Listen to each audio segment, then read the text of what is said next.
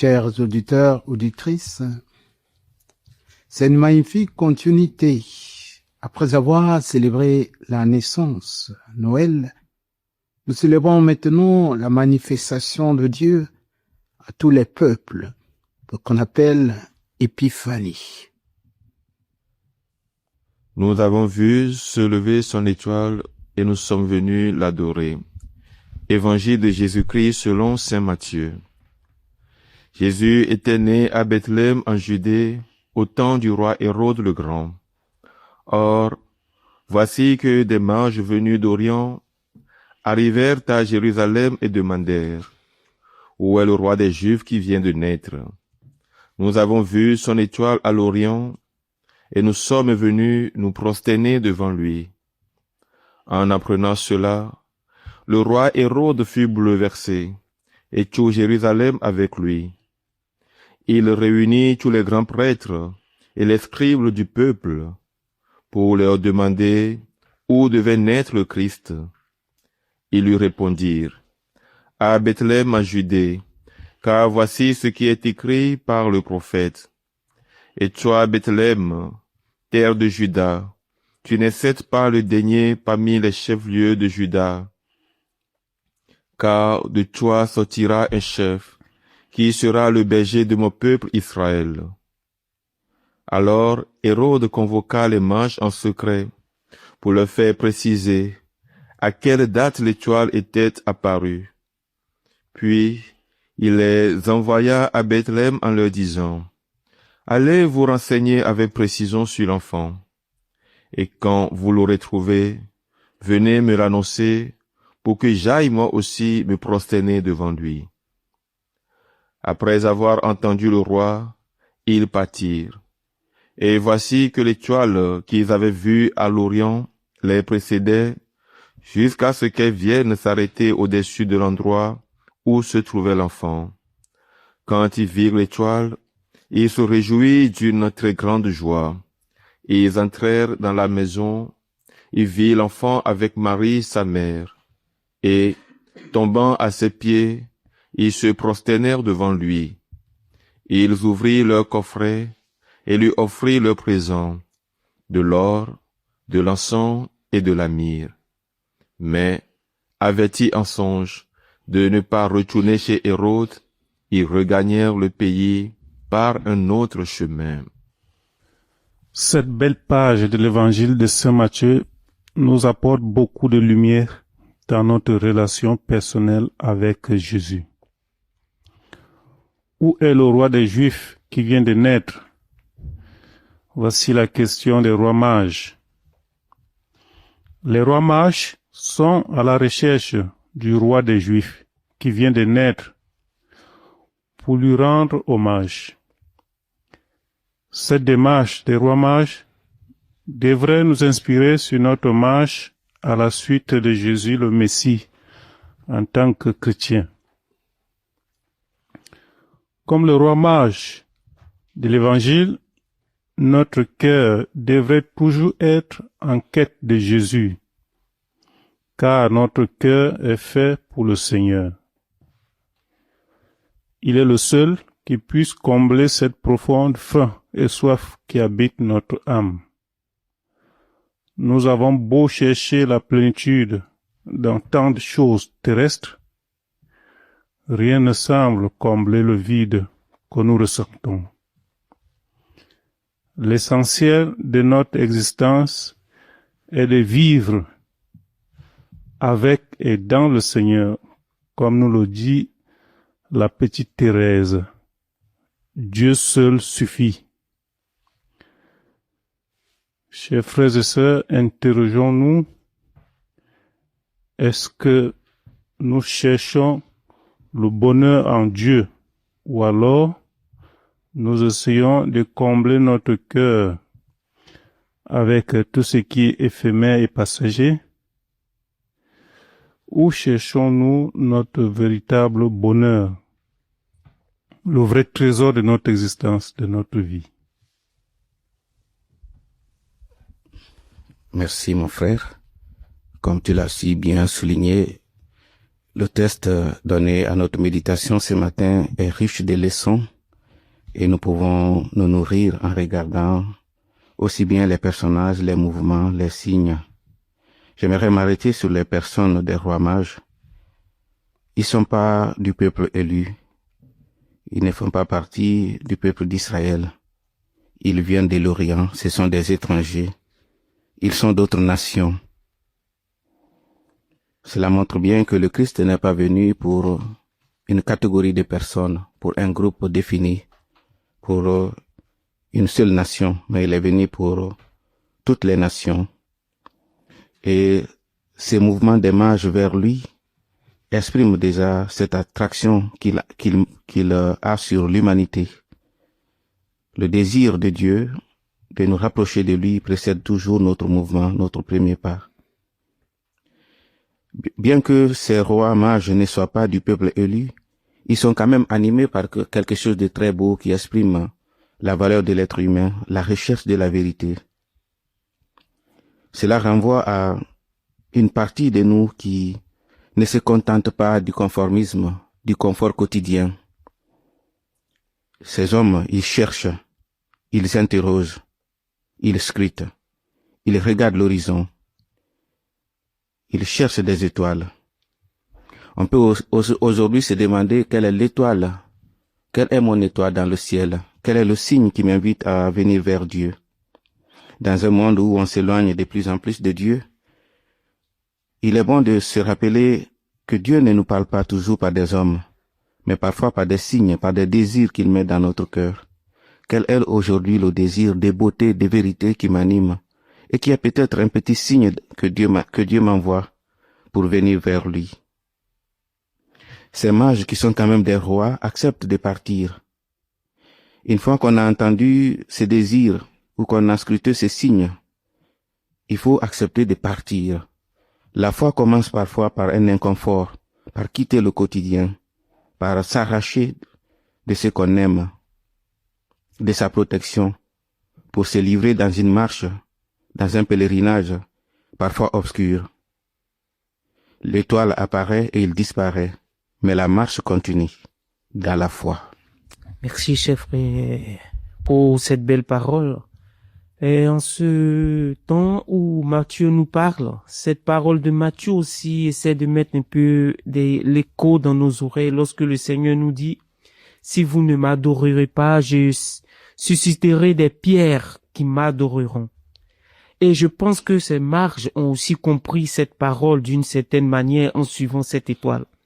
Mais ces mages qui sont hors du peuple d'Égypte, hors du peuple Israël, ont accepté de suivre un astre naturel. Même les eaux lui sont soumises, disent les apôtres. C'est-à-dire même la nature est soumise au Christ. Cette nature par l'étoile qui vient même l'adorer. Cette nature nous parle aussi à nous, en ce jour de Noël, en ce temps de Noël, de nous donner nous aussi dans cette adoration, de ne pas fuir cette grâce que le Seigneur nous donne, mais de chercher aussi, comme les frères l'ont dit, cette vérité à travers la naissance et même ce Jésus qui est là. Il est là pour nous, il n'est pas là pour autre personne, il n'est pas là pour une nation, comment dirais-je, élue seule, non. Il est là pour le monde. Il est là aussi, afin que nous-mêmes aussi, à travers cette étoile, nous aussi, nous soyons des étoiles pour d'autres personnes. Nous soyons ces personnes en étant ces étoiles-là qui pourront guider d'autres personnes, ceux qui ne sont pas encore chrétiens, ou même ceux qui ne croient pas au Christ, de venir aussi, comme les rois mages, chercher cette vérité en Dieu, chercher cette vérité en Jésus. Merci, cher frère. Il y a quand même beaucoup de choses à dire par rapport à ce texte qui est très riche. Et moi, une chose qui me préoccupe en ce premier moment, c'est d'abord de rebondir sur ce que vient de dire le frère, sur l'exigence de la quête de Dieu. Voilà, cet épisode nous rappelle cette vérité importante. Chercher Dieu demande engagement et persévérance. Pour les mages, tout commence par une étoile, la lumière divine qui attire et guide.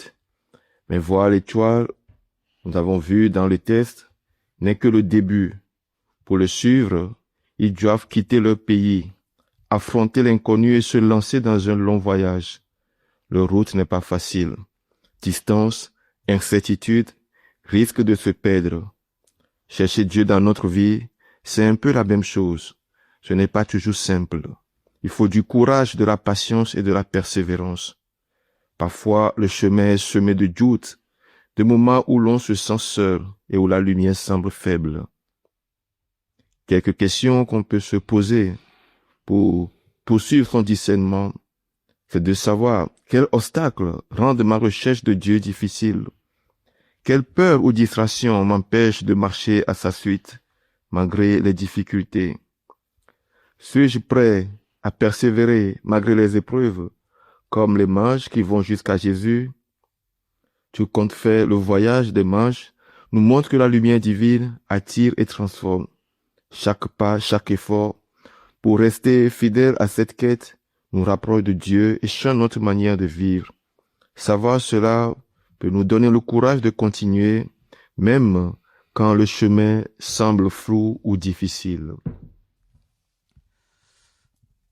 Ces mages, comme disait un frère, sont des étrangers, des chercheurs. Eux, ils ne savent pas tout. Ils tâtonnent, ils cherchent, ils regardent le ciel, mais ils ont une qualité immense. Ils se mettent en route. Dans notre assemblée ce matin, que nous soyons religieux ou religieuses, consacrés à la prière ou laïcs, immergés dans les défis du travail et de la famille, nous sommes tous ces mages. Nous sommes tous des pèlerins. La vie chrétienne, ce n'est pas d'avoir toutes les réponses. C'est d'avoir le courage de se lever et de suivre l'étoile, même quand la nuit est sombre, même quand le chemin est long. Regardons ce qui se passe quand ils arrivent. Ils entrent dans la maison, ils voient un enfant et sa mère. Ce qui est frappant, il n'y a rien de spectaculaire. Pas de trône, pas d'armée, juste la fragilité d'un Dieu qui se fait petit. Et pourtant, le texte nous dit, ils se prosternèrent devant lui. Eh bien, on est là au cœur de notre foi. Savoir reconnaître la grandeur de Dieu dans ce qui est petit.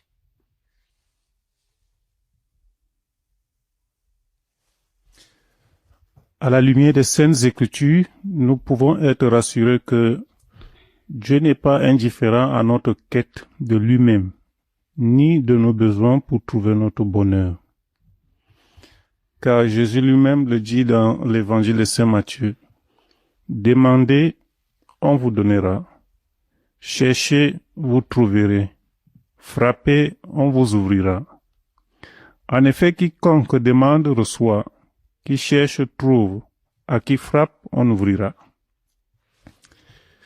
C'est tiré de Matthieu chapitre 7, versets 7 à 8. Les rois mages ont demandé, ils ont cherché et sont allés jusqu'à frapper à la porte du roi Hérode pour trouver. Et voilà que le Seigneur les a menés jusqu'à cette rencontre avec lui. Chers frères et sœurs, soyons sans crainte. Nous sommes les enfants bien-aimés de Dieu. Si nous le cherchons avec un cœur sincère et persévérant, Dieu ne tardera pas à se manifester à nous. Il y a plein de situations et d'événements qui peuvent venir nous fragiliser dans notre quête du Seigneur. Mais l'important est de garder une foi confiante et de poursuivre notre chemin en espérant. Parce que la rencontre avec le Seigneur, c'est un trésor. C'est le trésor le plus précieux qui soit. Être en présence du Seigneur, voilà ce qui devrait combler notre engagement chrétien. Le royaume des cieux est comparable à un trésor caché dans un champ. L'homme qui l'a découvert le cache de nouveau. Dans sa joie, il va vendre tout ce qu'il possède, il achète ce champ. Je crois que c'est ce que les rois mages ont fait. Ils ont offert avec joie au Seigneur, nouveau-né, ce qui avait de plus grandes valeurs à l'époque. L'or, l'encens, la myrrhe, comme offrande d'entrée dans l'éternité. Chers frères et sœurs, cette fête de l'Épiphanie nous invite à adorer à genoux et avec foi et amour l'enfant Dieu qui nous est manifesté dans son humanité et avec tout son amour. Merci, mon frère. Entre Hérode, qui est roi, et Jésus, roi de l'univers, nous avons deux manières d'habiter le monde, deux manières de manifester la royauté. Hérode apprend la bonne nouvelle. Au lieu de se réjouir, de s'arracher de son palais, de se mettre en marche, de chercher, il a plutôt peur. Il se laisse bouleverser, non pas par la joie, mais par la peur. Il se replie sur lui-même. Il ne veut pas se laisser conduire par la providence. Alors il entre dans une attitude qui n'est qu'humaine. Les calculs, les mesures, les projets qui finissent par la violence, comme on le voit. De l'autre côté, nous avons Jésus qui est le roi de l'univers qui habite une maison ordinaire dans l'humilité. Il n'est pas replié sur lui-même, mais il est offert dans le don de l'enfant. Il se laisse adorer. Il se laisse trouver. Il ne veut pas gouverner par la violence, il ne veut pas s'imposer. Il veut plutôt qu'on le cherche et qu'on le trouve dans la petitesse. Cela nous renvoie aussi cela nous conduit à nous dire que, en fait, Dieu, il n'est pas souvent là où, il ne nous attend pas là où on pense pouvoir le trouver. Mais parfois, il faut bien partir de soi-même, partir de ses soi, pour le rencontrer là où il nous attend, dans la petitesse, non pas dans les palais, mais dans l'humilité. Et ces rois qui l'adorent et qui offrent des présents, ils entrent dans une relation personnelle avec Jésus. En l'adorant, ils manifestent le passage de la recherche de la vérité à l'amour. On peut voir cela dans les différentes offrandes qu'ils offrent. L'or, on dit souvent que ça manifeste la royauté, mais c'est aussi une manière de reconnaître la valeur ultime de l'autre. L'encens, la divinité. Mais par cette offrande, on peut voir les mages qui passent à l'adoration, de la relation à l'autre à l'adoration, à la reconnaissance de Dieu. Et enfin, la myrrhe, c'est la reconnaissance de la réalité humaine, la fragilité, la mort, comme ce qui nous limite, qui nous distingue de Dieu. Nous sommes aussi peut-être invités aujourd'hui à rentrer dans cette relation avec Dieu à travers l'autre. Et voici que l'étoile qu'ils avaient vue à l'Orient les précédait jusqu'à ce qu'elle vienne s'arrêter au-dessus de l'endroit où se trouvait l'enfant. Cette étoile, peut-être que nous aussi, nous l'avons vue. Pas directement comme une étoile qui se tient dans le ciel, non. Peut-être nous avons une fois entendu une parole pendant une homélie, une parole d'une personne que nous avons croisée qui nous a parlé aussi de cet enfant qui est couché dans la crèche. Mais cette parole que nous avons reçue, nous ne devons pas l'enfermer, nous ne devons pas la garder seulement pour nous et nous asseoir dessus. Mais on dit qu'ils l'ont suivi. Et cette parole nous précède toujours. Nous devons toujours nous lever, aller vers où cette parole nous conduit, afin de pouvoir aussi rencontrer l'enfant Jésus. Le rencontrer, lui offrir aussi notre action de grâce. Peut-être que nous n'avons pas d'or, nous n'avons pas de myrrhe, nous n'avons pas aussi d'encens. Mais tout ce qu'il demande, c'est juste cette charité que nous devons avoir envers les uns et les autres, car il dit, lorsqu'on fait une charité, un acte commis envers une personne, c'est à lui qu'on l'a fait. Mais avait-il en songe de ne pas retourner chez Hérode? Ils regagnèrent le pays par un autre chemin. Je trouve cette dernière image assez forte. Après avoir rencontré Jésus, le texte nous dit qu'ils repartent par un autre chemin. Ce geste qui semble anodin, simple, nous révèle aussi une vérité. Rencontrer le Christ doit transformer notre vie. Toute rencontre avec le Christ transforme toute vie. Ce n'est pas seulement un moment agréable ou une émotion passagère. C'est un vrai changement intérieur. N'est-ce pas ce que chaque célébration, chaque sacrement devrait nous apporter, y compris la messe, quand le prêtre nous dit « Allez dans la paix du Christ », n'est-ce pas une invitation à repartir autrement? Repartir par un autre chemin peut vouloir signifier être plus attentif et bienveillant envers les autres dans nos relations, orienter nos choix vers le bien, vers plus de justice et d'amour, apprendre à voir la lumière là où il n'y a que l'ombre, à reconnaître Dieu dans les petites choses de notre vie quotidienne. Chaque rencontre avec le Christ nous invite donc à laisser sa lumière guider notre vie pour devenir à notre tour des porteurs d'espérance et d'amour dans notre monde. Oui, comme disait le frère, c'est très frappant. Les mages repartent par un autre chemin. Rencontrer Jésus doit changer toujours quelque chose en nous. Quand nous laissons le Christ entrer dans nos vies, nous ne repartons jamais tout à fait comme avant. Cette semaine, en méditant, offrant un de nos dons au Seigneur et aux autres, un peu de notre temps, une écoute attentive, un pardon, un service discret dans notre famille, notre communauté ou notre paroisse. C'est ainsi que nous adorons le Christ aujourd'hui. Qu'est-ce que nous pouvons offrir de plus précieux comme les rois mages l'ont fait?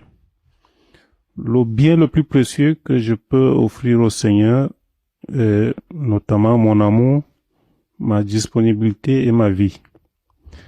Tout ceci peut se réaliser à travers la fréquentation régulière des célébrations liturgiques et l'adoration de Jésus-Christ dans le Saint-Sacrement, la prière personnelle et la prière familiale. Je dois donc faire régulièrement de ma vie, de mes activités et toute ma personne une offrande au Seigneur. Alors, dans ce passage, il y a aussi un acte que nous ne pouvons pas forcément ignorer. C'est cet état de confiance que posent les rois mages. Dans le récit, l'étoile qui brille au loin attire et guide. Mais remarquez, les mages ne connaissent pas le chemin exact, ni ce qu'ils vont trouver. Ils font confiance à cette lumière et se mettent en route malgré l'incertitude. Suivre Dieu dans notre vie, c'est exactement cela, un acte de confiance. Nous n'avons pas toujours toutes les réponses. Nous ne voyons pas tout le chemin à l'avance. Et parfois, le futur semble incertain ou difficile. Mais faire confiance à Dieu, c'est croire que sa lumière ne nous abandonnera pas et qu'elle nous conduira là où nous devons être. Nous le voyons très bien dans le cas des rois mages. Dans notre quotidien, cette confiance peut se manifester de plusieurs manières. Accepter par exemple les changements et les surprises que la vie met sur notre route en cherchant à discerner ce que Dieu veut nous montrer. Écouter notre cœur et prêter attention aux signes. Rencontres, paroles, événements qui nous orientent vers le bien. Oser avancer malgré les doutes en sachant que chaque pas guidé par Dieu nous rapproche de lui et transforme notre vie. En laissant Dieu nous guider, nous exprimons une foi vive, une confiance profonde qui transforme notre manière de vivre. Nous devenons plus attentifs, plus patients et plus ouverts à sa lumière. Chers frères et sœurs, cette parole que nous venons d'entendre et tout ce que les frères ont dit, nous pouvons être sûrs que le Seigneur est avec nous et pour être vraiment en communion avec le Seigneur en ce jour de l'épiphanie, nous devons nous lever et aller chercher le Seigneur là où il se trouve, là où nous pouvons le trouver comme les rois mages. Ne pas être découragé de la vie qui nous surmerge actuellement, mais être toujours prêt à savoir que le Seigneur est toujours là, même dans cette crèche, à travers nos frères et sœurs. Le Seigneur nous aime. Nous ne sommes pas seuls comme nous le pensons, mais il faut savoir que en ce monde, le Seigneur est donné pour que nous aussi nous puissions l'adorer comme les rois mages. Même si nous n'avons pas d'encens, quand même par notre adoration, nos petits gestes de fraternité, nos petites actions de charité, nous pouvons aussi rencontrer le Seigneur à travers tous ces gestes. Je vous salue Marie, pleine de grâce. Le Seigneur est avec vous. Vous êtes bénie en toutes les femmes. Et Jésus, le fruit de vos entrailles, est béni. Sainte Marie, Mère de Dieu, priez pour nous pauvres pécheurs, maintenant et à l'heure de notre mort. Amen. Je vous salue Marie, pleine de grâce. Le Seigneur est avec vous. Vous êtes bénie en toutes les femmes. Et Jésus, le fruit de vos entrailles, est béni. Sainte Marie, Mère de Dieu, priez pour nous pauvres pécheurs, maintenant et à l'heure de notre mort. Amen. Je vous salue Marie, pleine de grâce. Le Seigneur est avec vous. Vous êtes bénie en toutes les femmes. Et Jésus, le fruit de vos entrailles, est béni. Sainte Marie, Mère de Dieu, priez pour nous pauvres pécheurs, maintenant et à l'heure de notre mort. Amen. Au nom du Père, du Fils et du Saint-Esprit. Amen.